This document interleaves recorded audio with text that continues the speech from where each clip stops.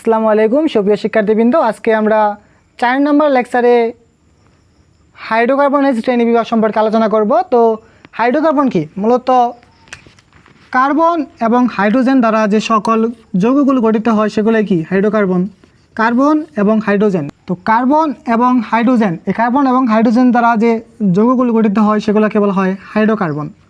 তো হাইড্রোকার্বনকে দুই ভাগে ভাগ করা যায়। একটি হলো এলিফ্যাটিক হাইড্রোকার্বন, আরেকটি হলো অ্যারোমেটিক হাইড্রোকার্বন। তো এলিফ্যাটিক হাইড্রোকার্বনকে আবার দুই ভাগে ভাগ করা যায়, মুক্ত শিকল এলিফ্যাটিক হাইড্রোকার্বন, বদ্ধ শিকল এলিফ্যাটিক হাইড্রোকার্বন। তো মুক্ত শিকলকে আবার দুই ভাগে ভাগ করা যায়, সম্পৃক্ত মুক্ত শিকল এলিফ্যাটিক হাইড্রোকার্বন, অসম্পৃক্ত মুক্ত শিকল এলিফ্যাটিক হাইড্রোকার্বন। তো বদ্ধ শিকল এলিফ্যাটিক হাইড্রোকার্বনকে আবার দুই ভাগে ভাগ করা যায়, সম্পৃক্ত বদ্ধ শিকল এলিফ্যাটিক হাইড্রোকার্বন, অসম্পৃক্ত বদ্ধ শিকল এলিফ্যাটিক হাইড্রোকার্বন। তো এসএসসি লেভেলে অ্যারোমেটিক সম্পর্কে বিস্তারিত আলোচনা নাই, তো যেতটুকু আছে আমরা ওইটুকুই শিখব। তো এখন আমরা এগুলা বিস্তারিত জানবো। তো তার আগে আমরা একটা জিনিস বলে নেই, মনে রাখবা সম্পৃক্ত মানে কি? সম্পৃক্ত মানেই একক বন্ধন, আর অসম্পৃক্ত মানে কি? একটা দ্বিবন্ধন অথবা একটা ত্রিবন্ধন মাস্ট থাকবে, সাথে একক বন্ধন থাকতে পারে। তো এখন আমরা প্রথমে এলিফ্যাটিক অংশটুকু শেষ করি।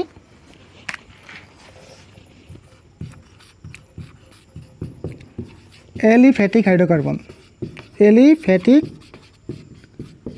হাইড্রোকার্বন। তো এলিফ্যাটিক শব্দের অর্থ কি?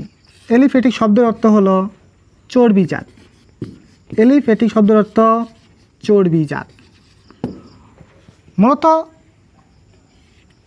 এই যৌগগুলো পাওয়া গেছিল প্রাণীর চর্বি থেকে, তাই এগুলোর নাম এলিফ্যাটিক হাইড্রোকার্বন বলা হয়। তো এলিফ্যাটিক হাইড্রোকার্বন ছিল দুই ধরনের, একটা ছিল মুক্ত শিকল এলিফ্যাটিক হাইড্রোকার্বন, আরেকটা ছিল বদ্ধ শিকল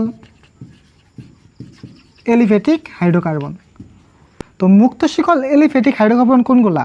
মুক্ত শিকল মানে কি? যে সকল হাইড্রোকার্বনের দুই প্রান্তের কার্বন মুক্ত অবস্থায় থাকবে। তো এর নাম কি? ইথিন। ইথিন। তো ইথিনের দেখো, এটা দুই পাশে যে কার্বনটা আছে এর সাথে কোনো বন্ধন আছে? নাই, তার মানে কি? এ পাশে মুক্ত।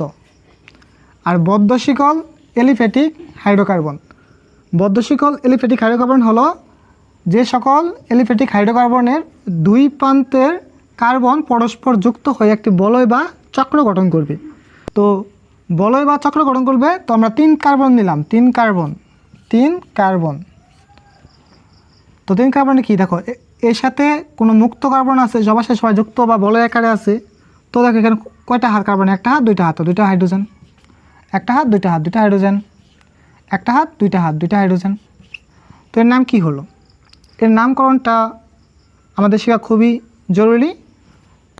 এর নাম কি? এর নাম আমরা একটু পরেই শিখব। তো এখন দেখবো আমরা কি? মুক্ত শিকল হাইড্রোকার্বন। মুক্ত শিকল হাইড্রোকার্বন কয়টা চেনে ছিল? 2টা চেনে ছিল। একটা ছিল সম্পৃক্ত মুক্ত শিকল এলিফ্যাটিক হাইড্রোকার্বন, আরেকটা কি ছিল? একটা ছিল অসম্পৃক্ত মুক্ত শিকল এলিফ্যাটিক হাইড্রোকার্বন। অসম্পৃক্ত মুক্ত শিকল এলিফ্যাটিক হাইড্রোকার্বন। তো সম্পৃক্ত মানে কি বলছিলাম? সম্পৃক্ত মানে কি? শুধুমাত্র একক বন্ধন বিদ্যমান থাকবে, কার্বন কার্বন। আর অসম্পৃক্ত মানে কি? দ্বিবন্ধন ত্রিবন্ধন একটা মাস্ট থাকবে, সাথে একক বন্ধন থাকতে পারে।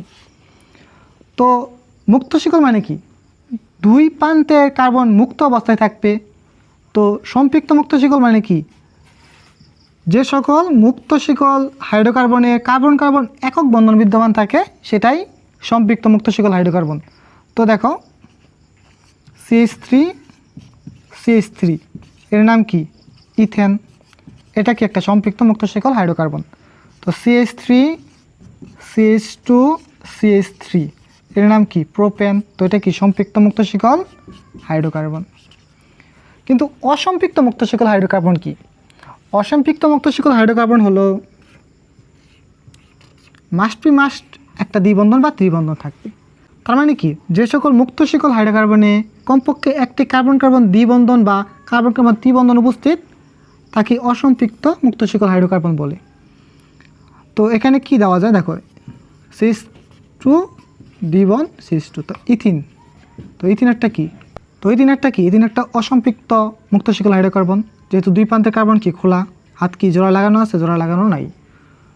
তো ইথাইন এটাও কি অসম্পৃক্ত মুক্ত শিকল, এই হাত আর এই হাত জোড়া লাগানো নাই। তো এরকমভাবে CH3 CH2 এখানে H, তো এটা কি প্রোপেনও কি অসম্পৃক্ত মুক্ত শিকল হাইড্রোকার্বন। তো আশা করি তোমরা এটুকু বুঝতে পেরেছো। তো এখন আমরা শিখবো বদ্ধ শিকল হাইড্রোকার্বন সম্পর্কে।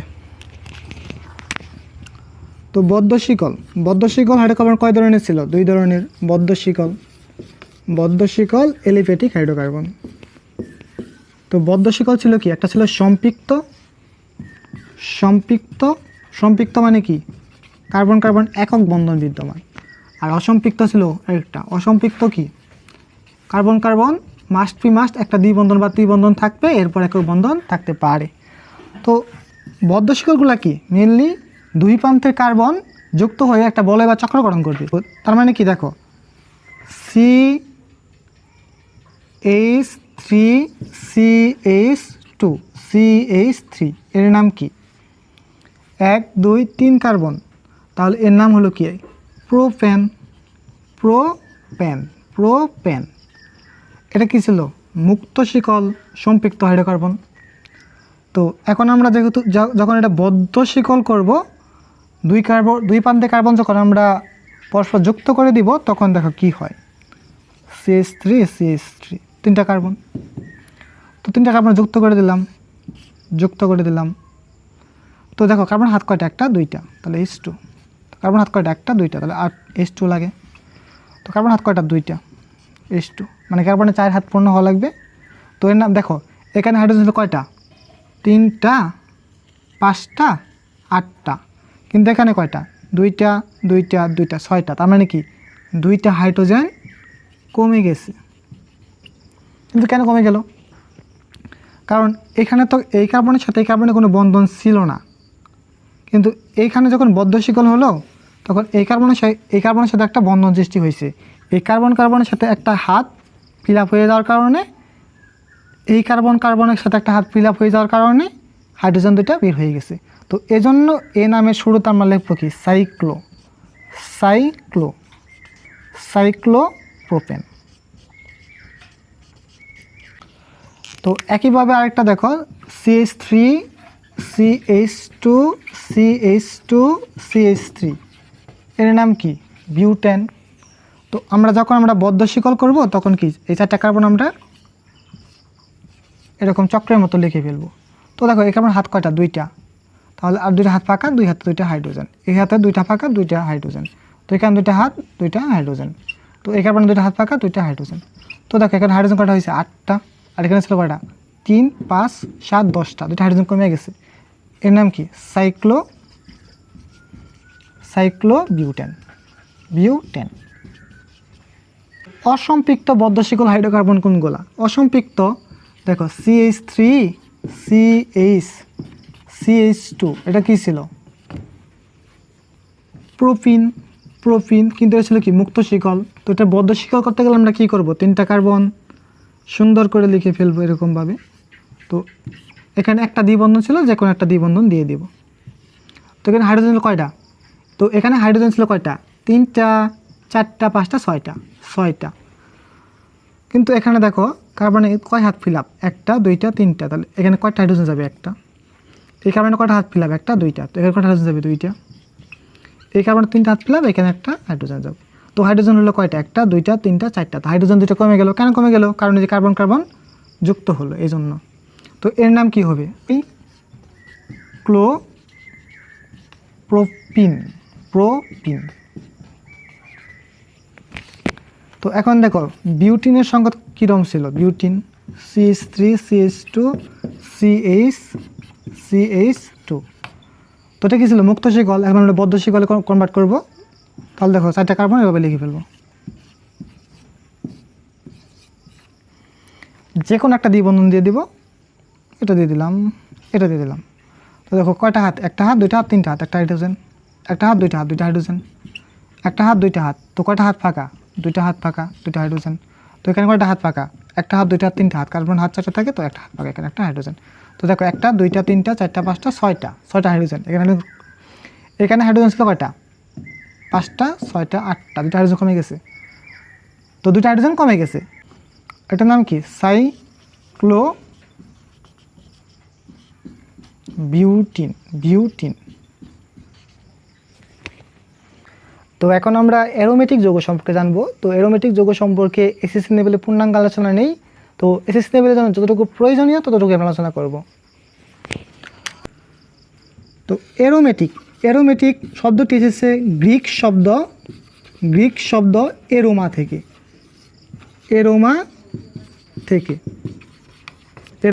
তো অ্যারোমেটিক শব্দের অর্থ কি, অ্যারোমেটিক শব্দের অর্থ হলো সুগন্ধ।